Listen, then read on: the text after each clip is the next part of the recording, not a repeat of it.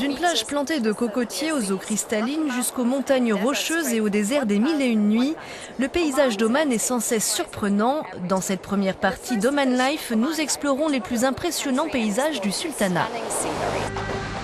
Une brise tropicale flotte sur la péninsule arabique. Le sud du pays est surnommé les Caraïbes de l'Orient. Chaque été, la région de Dhofar, autour de la ville de Salalah, devient un paradis vert grâce aux pluies venues de la mousson d'Inde. C'est là qu'on trouve une vallée dont les pluies font renaître la beauté renversante. C'est le parc naturel Wadi Darbat qui s'ouvre entre les hauteurs.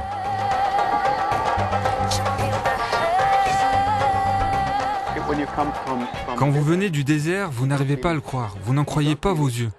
Vous ne pouvez pas croire qu'il y a de l'eau, un lac, de la verdure. Il y a là un canyon magnifique, un défilé si beau qu'on n'imagine pas dans la péninsule arabique. Mais la région est aussi connue pour un autre trésor, l'encens, cette résine odorante qui valait de l'or il n'y a pas si longtemps. Ahmed est l'un des Bédouins qui s'occupe de ces arbres depuis maintenant une trentaine d'années. Lorsqu'il coupe un bout d'écorce, une sève blanche s'écoule pour devenir des perles d'encens. Ces arbres nous sont très précieux. Ils sont notre trésor national. On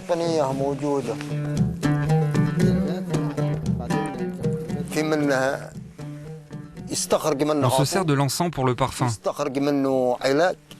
pour la médecine,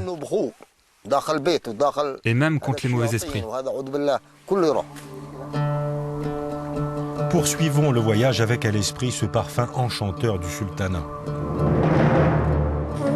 Nous arrivons dans un autre paradis, vert lui aussi, la chaîne de montagnes Jabal Ardar, qu'on appelle aussi la montagne verte.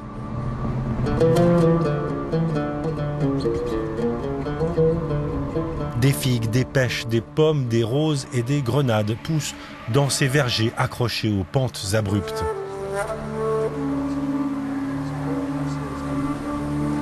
C'est le système d'irrigation Aflaj d'Oman, qui est vieux de 4000 ans et figure au patrimoine mondial de l'UNESCO. Les rigoles suivent les pentes naturelles et traversent les villages, une merveille écologique. Au pied de la montagne, Saïd Al-Choureki vérifie que l'eau continue de s'écouler. C'est le Wakil et il est responsable de la distribution de l'eau à plus de 10 000 personnes.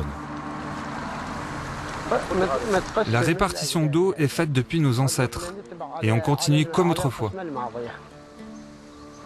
J'ai appris ce métier de mes ancêtres. Des sommets montagneux de Oman jusqu'au désert de sable. C'est le moment de faire un rodéo dans le désert de Sharqiya. Les touristes et les habitants de la région adorent conduire à travers ces dunes de plus de 200 mètres de haut.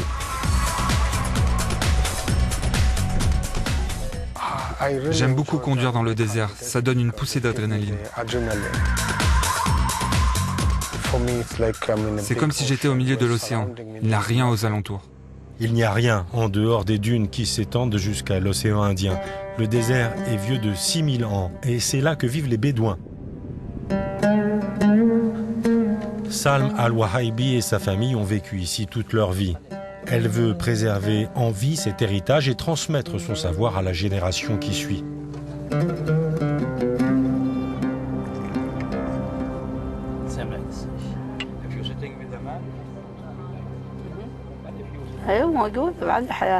On a préservé nos traditions, les chameaux et les moutons. C'est comme au bon vieux temps.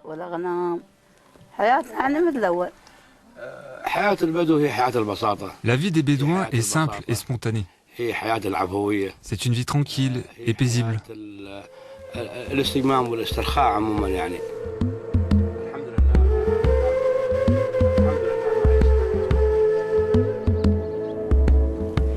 Il est temps de quitter ce désert hypnotique et d'aller sur la côte.